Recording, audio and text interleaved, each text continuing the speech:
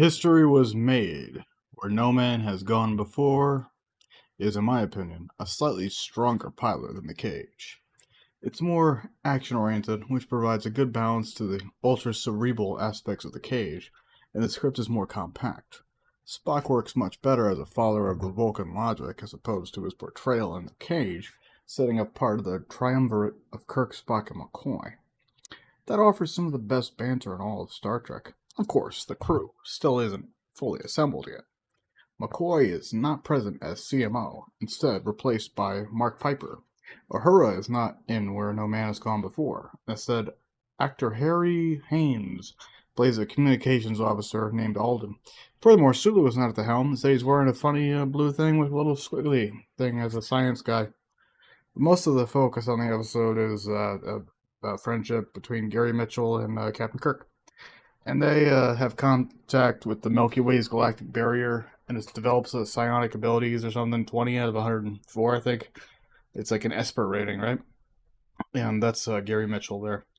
So it's like some humans can do stuff. This is a pretty big deal, you know? And when discussing Mitchell's accumulation of power, Elizabeth Dana, naturally, another Esper, expresses a level of empathy for what she considers could be a new, better kind of human being, which, but you know. In Mitchell's quest for power, he exposes some of humanity's most savage impulses, undermining his cause and bringing forth his demise at Dana's hands. Fun fact, Mitchell mentions a blonde lab technician that Kirk almost married, which is widely considered retroactively to be a reference to Dr. Carol Marcus. How about that? After Where No Man Has Gone Before, preparations for the full season began in early 1966.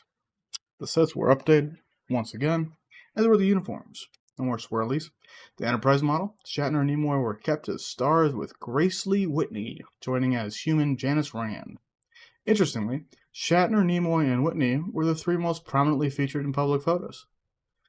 And indeed, I kind of forgot how much Rand was featured in the first season. Doohan and Tia were also kept. DeForest Kelly was hired to play the new CMO, Dr. McCoy. Nichelle Nichols landed the role of communications officer Uhura, and of course went on to become a symbol of racial and gender diversity in the show. Jerry Furman, he's my boy, became the new DP, while a cadre of other producers joined as assistants, and Gene Elk became line producer in August 1966. Don't forget Edward K. Milkus and DC Fontana. DC Fontana wrote some of the greatest episodes of Star Trek The Next Generation. After Where No Man Has Gone Before, first episode of twos, when viewed in the order, it feels like Star Trek, although there are still a few aspects that haven't fully been, realized yet. Her is in Command Gold rather than Operations Red, which, I mean, we won't draw that in the enemy within, but Sulu permanently transferred to the bridge of the Enterprise deals with an unknown scientific threat, as is typical of many of the best self-contained classic Trek storylines. The Corbomite maneuver introduces the first Federation of Small Alpha Quadrant power, of which the United Federation's planets later forms a cooperative trade relationship with. And the imaginary substance Corbomite, which Kirk uses as a part of a bluff against Baylock, is once again mentioned in Season 2's The Deadly Years, which was later remade into a Next Generation episode, far superior, called Unnatural Selection. That's when they play the cool 3D chess. And we love that. The Naked Time is also important. It pops up there, in which the Enterprise crew falls victims to polywater intoxication, which I am currently on. The Naked Time also offers an early depiction of the romantic tension between Spock and Nurse Christine Chapel, which is also expounded upon in Strange New Worlds. I think they bang in that. But the polywater intoxication serves as a major early insight into Spock's struggle with the control of his emotions, whatever. So, like, Vulcans experience that stuff, and it's difficult for them. So, like, Kirk comments on how his commitment to Starfleet precludes his ability to make time for a family, and recurring motif that, like, you see that stuff in Wrath of Khan. But The Naked Time introduces a form of time travel. It stems from the cold restart of the Enterprise's engines to save its orbit from decaying, and Kirk and Spock remark on the novelty of this. They find it cute, and the crew uses time travel on a few more City on the Edge of Forever, which is considered by many to be the best episode of the series, but they have not seen Gary 7. So after discovering an uninhabited planet housing a time machine called the Guardian of Forever, he's cool. McCoy, suffering from an accidental overdose of a substance called cordarine, travels back to 1930s Earth, and Kirk and Spock must retrieve him. It's their job. Saving several days ahead of McCoy, Kirk and Spock make the acquaintance of a social worker named Edith Keeler. With, you got 30s radio equipment, Spock is able to build a computer that can access the information on his tricorder. He and Kirk learned that Keeler, if she doesn't, that bitch don't die, then, Hitler's gonna do a thing. So they have to, Kirk has to think about his dong or his head. The Federation won't exist, so it's a point of divergence for like a minor universe. You could say a major universe. One can never really be sure. Anyway, after McCoy arrives in the past, Kirk stops him from saving Edith, thus restoring the timeline, which is always important. It's really a poignant episode, and one that, in my opinion, deserving of all the praise it gets there. It's one of the multiple strong episodes in Season 1. And indeed, I actually think Season 1 contains the highest ratio of good to bad, episodes. In addition to the cage and the menagerie, the Corbinite maneuver, City on the Edge of Forever, roughly another half dozen episodes from Season 1 that I put as a peak quality. But then you got Balance of Terror, right? The Romulans and stuff, they offer some lore. There's like an Earth Romulan war from like the late 22nd century, and there's cloaking. But there's an invention called the Federal Science Degree. And, man, there's a whole bunch of stuff. The Klingons cloak, the encounter by Starfleet, possibly a change that has resulted in temporal Cold War, the Galileo 7, which sees some of the crew stranded after a shuttle crash on a dangerous planet. As Spock decreed that the logical thing to do would be to leave them separated from the rest of the landing party. He expresses a similar sentiment in Star Trek Into Darkness, naturally, after Kirk saves Spock from a volcano eruption on Nibiru. And Kirk realizes if the roles were reversed, Spock would have left him behind. Interesting. So we have the Menagerie Part 2, and the Pike's there, and he goes to Talos 4, and he suffers from a severe radiation burn. Like Arena, you have a fight there with the Gorn. Kirk's against the Gorn. Captain after the Gorn attack, Federation colony, something, Cestus S, or 3, I think. And there's encroachment on the defense, and only Kirk shows mercy as he's injured the opponent of the Metronons. So they have sympathy for the initial this all plays into Devil in the Dark, and Errand of No Mercy, or the Organians. They have a conflict between the Federation and another space power, the Klingons. So, namely the Klingons.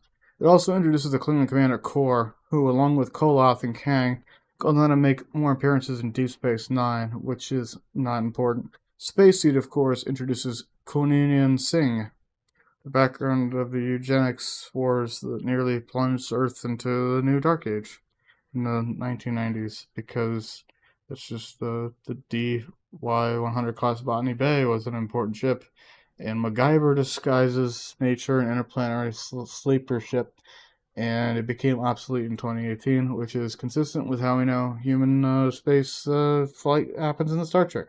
The way that Kirk and the other human officers talk about Khan is quite noteworthy. Is like they abhor his ideology, they admire his ambition. That's what they say. He was the best of the tyrants and the most dangerous. There were no massacres of wars of aggression under Khan's rule, but there was little freedom. And his rule over a quarter of Earth's population saw a marked drop in scientific advancement. You see, Khan was an augment, a selectively bred lineage of human designed to be faster, stronger, and more intelligent. Khan defends his existence in contrast to Earth's technical accomplishments, which claims he's still hardly allowed humans to take control of their evolution. This provides some context, if you think about it, for the later established ban in the Federation of Genetic Engineering for fear that it might spark another eugenics war. This is probably what led to the certain individuals to seek other means to improve humanity, such as Dr. Roger Corby, who it's with a K, who he was he had his own method. What are little girls made of? That episode there, Khan deposited on SETI Alpha 5, which is revisited in the Rathacon. Of course, these are not like the only episodes of season 1 that make significant lore contributions. I'm just mentioning them off the cuff. I'm out of pocket right now. The Nick of Time. They're little girls made of. It's a good one. It's a good book of season 1. I'd put in a middle category when it comes to quality. Not quite reaching the same levels of the best episodes do, but entertaining and thought-provoking nonetheless. The Man Trap aired as the first episode of Twos in September of 1966, introducing the M113 creature, or Salt Vampire, as most will know it, which has made a number of other appearances in episodes.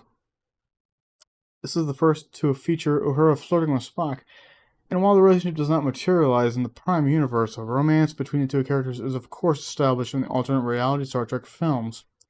Spock also says in the episode that Vulcan has no moon, which is hashtag technically correct, as Vulcan has a sister planet, called Tukat. Tukat. Dagger of the Mind introduces like the mind meld. That's pretty cool. Vulcan can do that stuff. Gives a little bit of Kirk's backstory. An escape from the massacre of Tarsus 4 in the hands of Kodos, the executioner. Don't forget the life of Hoshi Sato, the Federation transport carrying the Caribbean company of players, and the Astral Queen. Also served as inspiration for the name of the prison ship in the reimagined Battlestar Galactica. According to Ronald D. Moore, the Squire of Gothos featured Trillian, an adolescent member of a super powerful race that may have accompanied to early versions of Q. In Tomorrow is Yesterday, a chance encounter with the Black Star hurtles the Enterprise back to 1969 Earth, where the ship accidentally becomes visible as a UFO, or UAP as they say now. They beam aboard an inbound Air Force pilot named John Christopher, whose son becomes the commander of the first manned mission to Saturn. Kirk tells Christopher that the Enterprise, one of the 12 Constitution-class ships in the fleet, is under authority of the UESP, the United Earth Space Probe Agency, as combined services. Voyager later confirms that this is a real thing, and it dates back to at least the 2060s, and the Enterprise clarifies that the USPA was integrated in the 2130s towards the end of the thing. So that's when they use a slingshot effect or something, and then they teleport Christopher and they reintegrate him as pass off or something. This is some temporal stuff that I don't pretend to understand. But then like Beta 3, there's like a base and they go back in time or something. And there's zombies that they blindly obey the machine ruler, Landru. And the episode also introduces the Prime Directive, which up until then was not a thing.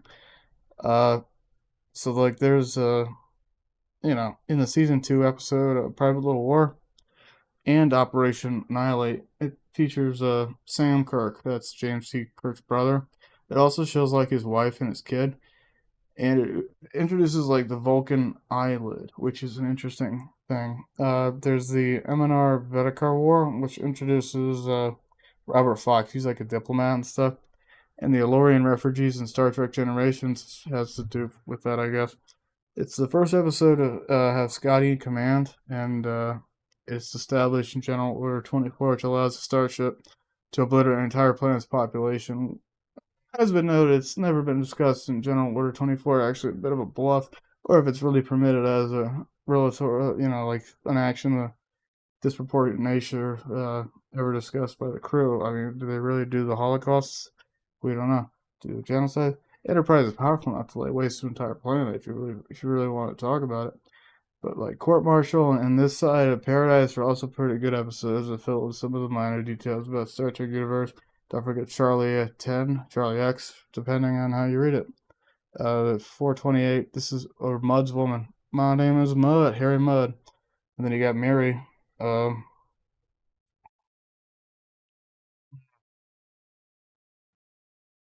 we go. So there's like an antimatter dimension, and it highlights some of the major issues that people have with the TOS, namely its campiness. And almost every episode of the original series has some camp in it, like when Shatner or somebody else overreacts. But for the most part, season 1 has some of the strongest writing in the show. Moving on to season 2. Season 2 introduces some other iconic elements of Star Trek, including Ensign Pavel Chekhov, who by the 3rd episode's Friday Child is firmly established as the Enterprise's primary navigator. He has a prominent role and opportunity for romance even in the Apple, in which the Enterprise encountered civilization on Gamma Triangulate 6 that worships a machine god called, I think it's V or just 5, something like that. Yeah. So the Game Masters of Trisilion, that's important. They have these rocks that glow. Wolf in the Fold. I think that's the one where Scotty kills a prostitute. I didn't see her, Captain, or something, right? And that has Red Jack. Friday's Child in the Apple establishes Scotty as a second officer and gives him more screen time from the command, which the breed in the circus is. It's like a Roman Empire episode where it's like, oh, every planet follows Earth, but it could be because we were there and we told them what Earth was like in our past. We don't know that. So I guess what I'm really trying to get at is